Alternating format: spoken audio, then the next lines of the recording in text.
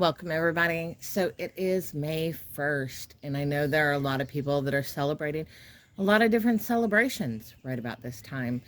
And as always, I am asking the Morrigan and my ancestors, my guides, what is the energies around this season and what are actions I need to be focusing in? And so I'm going to go through each one. I'm going to pick these up so you can see the cards beneath them, and we'll get back to them. These are actions. So the first one is Queen of Fire. And that energy is really about action of the primal self. So our primal fires, the things that burn within us, the energy that is at our core.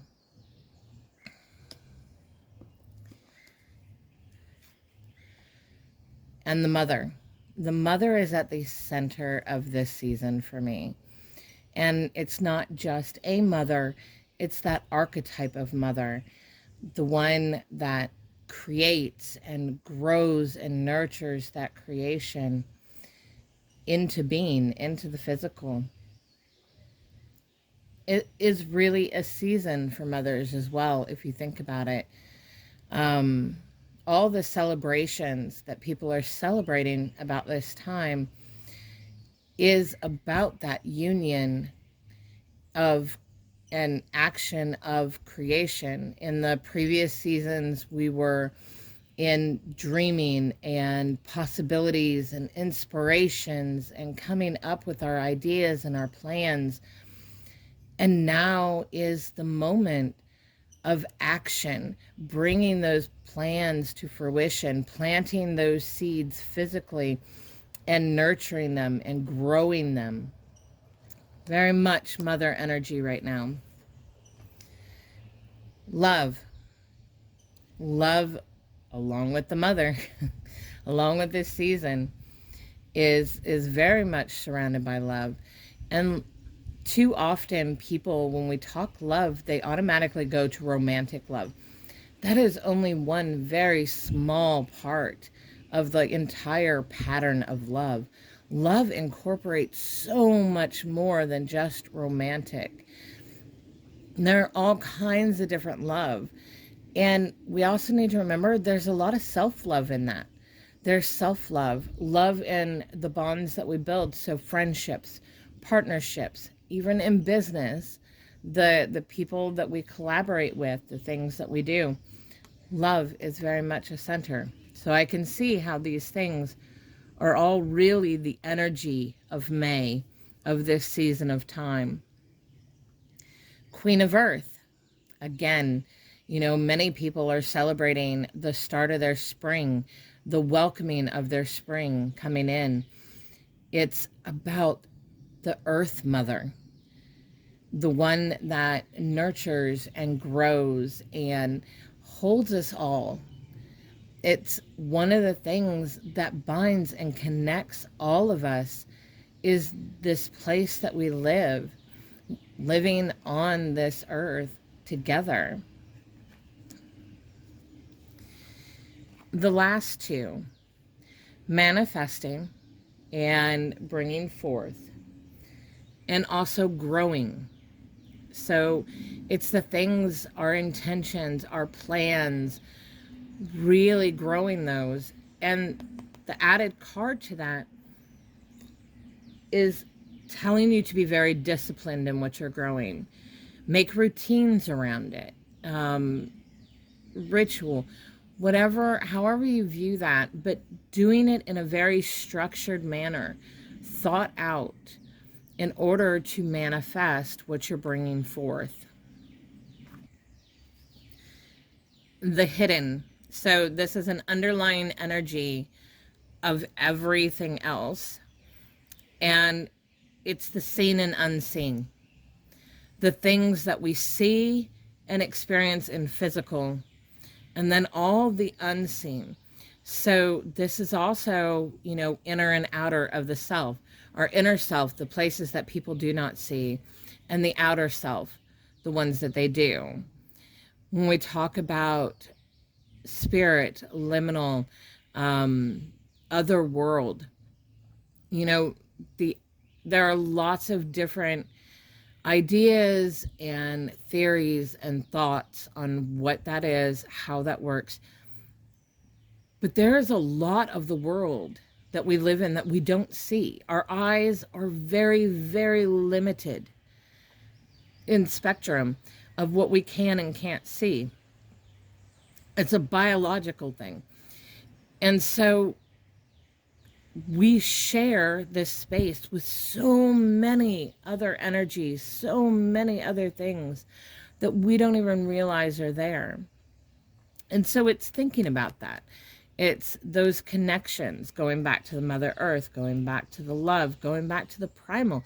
All of these things are connected, because even though we do not see, does not mean we're not connected. So, yeah, an underlining energy, something that's laying beneath the surface of everything else. In ancestors, I need to start with the hidden energy underneath before I start with these. So it's the Banshee. And technically, people would look at the Banshee as a warning, as something bad, as, you know, something, a bad omen. Not for me. The Banshee is mother. It is directly connecting to my mother. For various reasons. But she is my warning. She is my protector and my warning. And so, yeah, again, that mother energy, and that's underlining all of this, and thinking about it, if you're thinking about it in your own way, think about, you know, not just your mother, but also your mother. Because if you're living, you were born from a womb, you have a mother somewhere, whether you know them or not, whether you get along with them or not. There are lessons there for us. There's connection there for us, no matter what that relationship looks like. So the first part, reflection, looking a little deeper, not just what you see with your eyes, but what you see, what you feel. It's all your senses together. And looking back with honest reflection. Looking at yourself with honest reflection.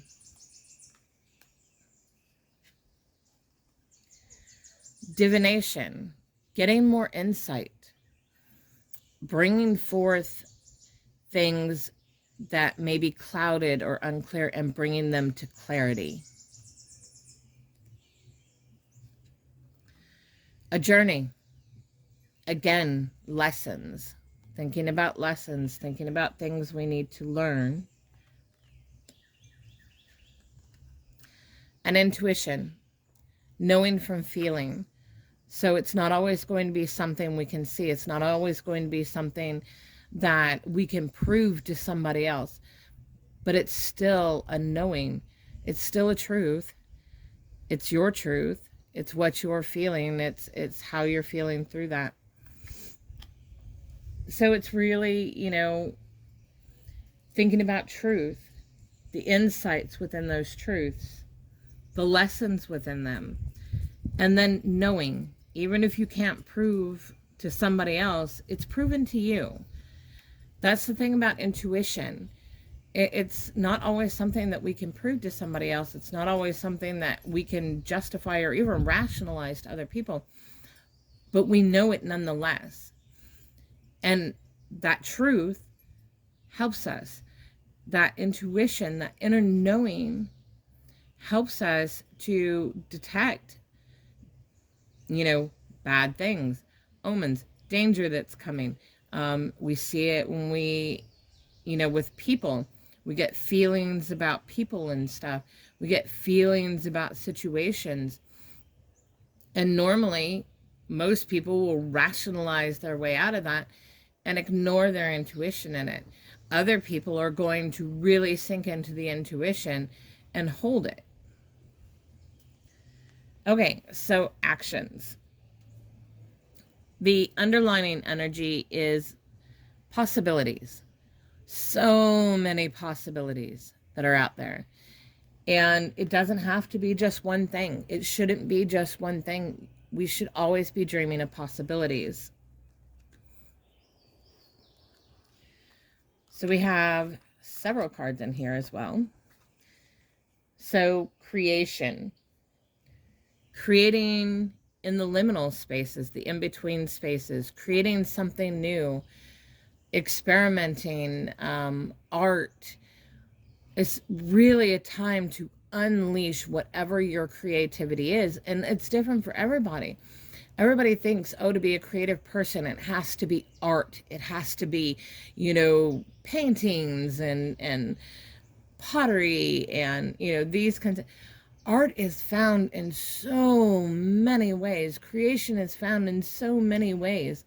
We create all the time. We create with our thoughts. We create with, cooking. And we create coders, I have a lot of computer people around me. And so, even their coding and their development, yeah, they're using a computer. It's zeros and ones. It's computer language. But they're creating in it. They're creators. We're all creators in our own way. It's figuring out what creations we're going to be creating. What are our tools? What is it that we want to bring forth? So, actions of creation. Actions of indulgence. We tend to be conditioned to think that indulging in ourselves, knowing our self-worth, standing in it, standing up for it, is a selfish act, and it's not. We need to do these things for ourselves. These are things other people cannot do for us. Somebody giving you praise, yeah, gives you a little bit of a dopamine hit, and yay, everything's great. But here's the problem with that. It's not lasting. What lasts is what you give yourself. And it only becomes this selfish act when we're purposely taking away from others and trying to demean others, take away from them just to fill ourselves.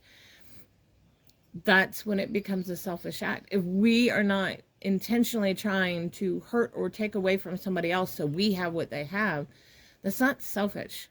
Doing for ourselves, loving ourselves, indulging in ourselves, doing things that make us feel good for us, that, standing in our power is not a selfish act. Living in abundance. This one's hard. And it's hard for a lot of people right now because we feel so much lacking. We have lacking in different areas and stuff. And so we tend to think about that. Our brains are wired that way because our society has conditioned us that way. Look at the negative, focus on what you're lacking so you can move and create and fill that hole. But the problem is there's always going to be something. There's always going to be a hole. No matter what you do, it's just how we've been conditioned to find what we're missing instead of living in what we have. And that can be hard. There are some situations that are really bleak and it's really hard to find your abundance, but it's there. And so this is what it's talking about. It's living in the abundance that you do have, finding that abundance you do have, focusing on those aspects. Because when we do that, we open ourselves up to bringing more in. If we're only focused on the holes, then we grow holes bigger. It's just how the mind works. A warning card. Danger. Yeah, there's going to be things lurking around you. There's going to be people. If you're creating something and you are living and seeing your self-worth and standing in your power, and you are focusing on the abundance that you have, yeah, you're going to have some things lurking around you, some people that, get jealous and don't like it, and, think that you're taking something from them, whether in creator world, it's, people are taking my opportunities, or they're moving my opportunities away from me, and they're not. We all have different voices. We all have different creations. We all have different ways of doing things. There is space for everybody. This isn't competition. Society has conditioned us for competition. This is not competition. We all do it differently. And there are going to be people that need my voice. And there's going to be people that need somebody else's voice. And there's going to be people that's going to need your voice. Just because somebody's already doing something shouldn't stop you. It doesn't mean you shouldn't do it, because you're going to do it a little bit different. You're going to do it your way. And there are going to be people that need it your way. So being aware of the dangers, and do things to protect yourself. So I recently put out something about the evil eye. And it really comes down to this kind of stuff, these kinds of jealousies, these kinds of envy, or feeling like you took something from them. Whether you create it yourself, whether you get an evil eye talisman from somewhere else, I have them in my store, special ones that I created that you can go and look at. But no matter how you do it, you should protect yourself in some way, to have that extra added layer of protection.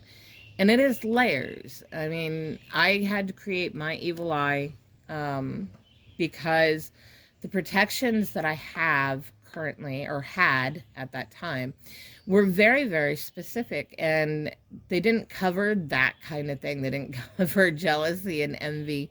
These are not things that I really think about. And so that's why I created the evil eye talisman the way that I did. And it works fantastic. I really highly suggest, whether you make them yourself, whether you buy them from somewhere, it's a really great added protection just to have, especially if you're creating things, if you are owning your own self-worth and standing in your power and living in your abundance. I highly, highly suggest you get one. Put it in your sacred space, put it by your bed, put it by your workspace, wherever you are creating, that's where I would put it. So the last one, ribbons. And this kind of goes in with the warning. Be aware of the bonds that you're making, what you're surrounding yourself in, the energies you're wrapping yourself in, because they're going to contribute. They're going to contribute to what you're creating. They're going to contribute to how you feel about yourself. They're going to contribute to your abundance, and they're going to contribute to how you face that danger, what you have around you to protect you from those dangers, and awareness of those dangers. So those were the cards for this season of time. And this season of time was specifically for May. This season, it's not a day. It's not a specific celebration. It's just over the course of this month. The last thing I did is I just randomly closed my eyes and picked a spot in this book. And it's The Goddess Sacred Words of Transformation. It is my book. I absolutely love it. I wrote it, and it was my journey and my lessons with the Morrigan, and what she gave me and what we've walked together. And I still use it consistently because it is sacred to me. For me, it's my sacred text. It's her words that she gave to me from my journey. And so I continually use it. And this one that that I went to was very specific to all of this, plus what I've been working with in Sun and Moon. The ruler and the trickster, the sun and the moon. The sun takes swift action when lost in shadow, when it feels threatened, when it has lost control, unleashing with passion. Sun is very much action, and it doesn't really, it's not about thought in that way. It's not, when it's in action, it just sees what needs to be done and it goes. The moon bathes in white, waiting to be filled, fighting and defending the delicate rose trying to grow in a barren land, using the conscious mind and not blinded by emotion. Here, the moon knows that the sun and the moon are fighting for the same thing. They want the same thing. They see the same action that needs to be taken. But the moon in this is really thinking more in the mind. It's looking at all the different possibilities and not being overrun by that need to jump, to just fly into it and take action without thought. The ruler rules and communicates by their convictions. The trickster twists and blends the mind and will of others who are not prepared, not from a place of darkness or greed, but to move the perspective in a different direction. So here, it's really talking about the ruler is blunt. The ruler is straightforward. They are just going to barrel through. They're, you're either going to, see the straight on and move with them in that. You see what they're about. They're completely clear. They are super honest. Everything's laid on the table for you. And it's your choice whether you're going to follow or not. It doesn't make a difference to the ruler. The trickster, though, the trickster knows that perspective can be very difficult. If somebody has not experienced something for themselves, trying to give them and show them that perspective is going to be very difficult. Because we have so many preconceived notions, and we have been conditioned in various ways, through what our parents taught us, families taught us, friends have taught us, society has taught us, what news and media have taught us, what TV and stories have taught us. We have so many set ideas on things that it's really hard to see different perspectives of them. And that's what the trickster is about. He's not trying to change anybody. He's not trying to force anybody into anything. But he is using that cunning mind to weave those other perspectives and possibilities into play so a person can move themselves. So the ruler is very straight on and blunt, and this is what they are. And the trickster's going to use a cunning mind and try to weave you there. Balance and temperance.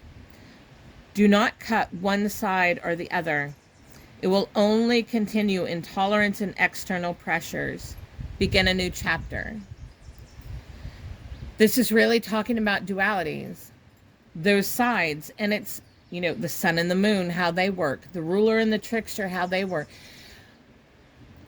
Two separate sides of a same duality pattern. And the balance isn't using them in equal measure. We think of balance all the time as this equal measure, and it's not. It's situational. Because sometimes we're going to need more sun than we do moon. We're going to need more bold courage, just barrel in action. And sometimes we're going to need more of that conscious mind and that thought.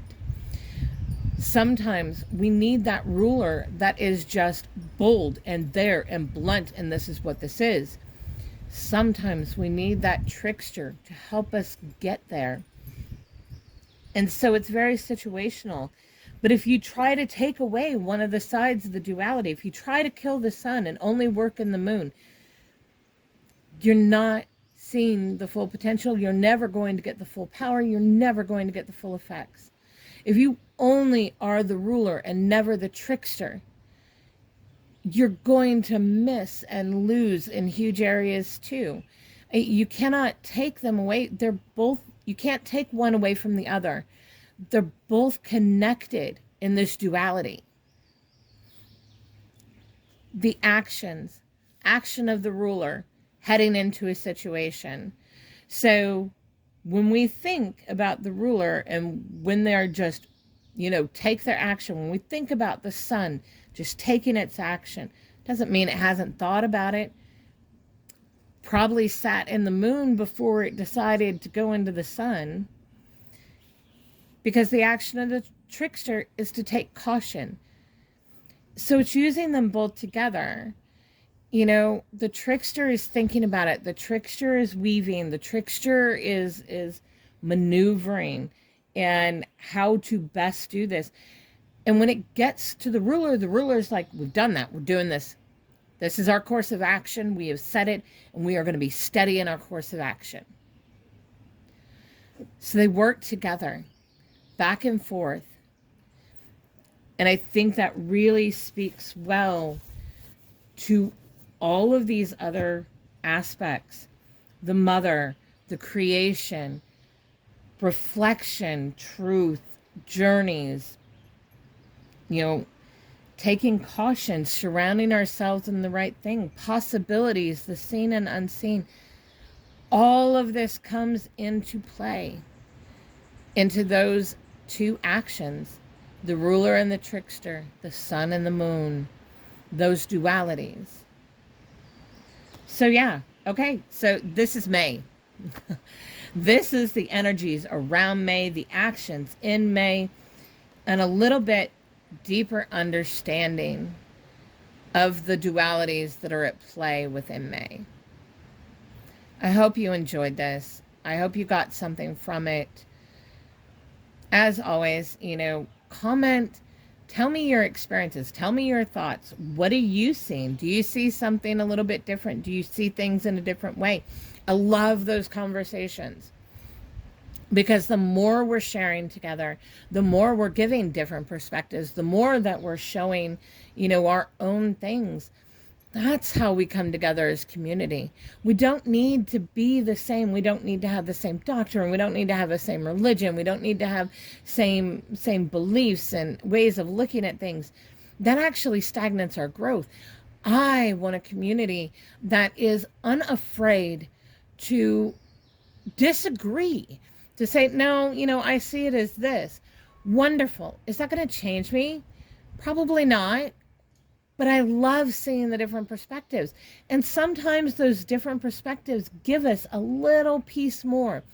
Something that we hadn't seen before. Something we hadn't considered before. And it may change parts of things. It may change a whole entire thing. You never know. But having the conversation, sharing, really talking about it, that's what we need to be doing. That's how we create community. That's how we bond together. That's what I want to do. That's what I want to see happen here. So comment. Tell me your different perspectives. Tell me similar ones. Tell me things you're thinking about as you're hearing this, as you're seeing them, as you're going through it.